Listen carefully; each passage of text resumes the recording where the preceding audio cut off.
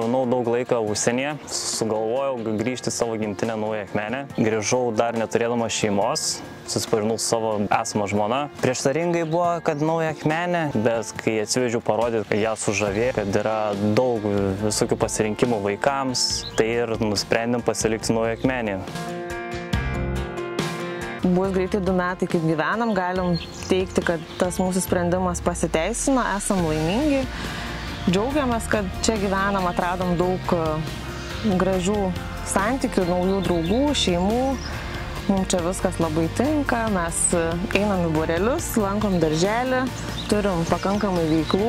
Dar kas patogu yra ir dėl ko esam tikrai patenkinti, kad viskas yra vietoje, niekur daug nereikia važinėti, tai labai patogu, ypač su vaikais. Ir galim pasiekti viską tiesiog pėsčiomis.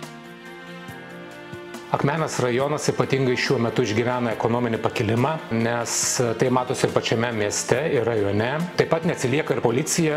Prieš kelerius metus buvo rekonstruotas policijos pastatas. Mes labai džiaugiamės, kad turime geras darbo sąlygas. Taip pat norime pasigirti, kad turime draugišką kolektyvą.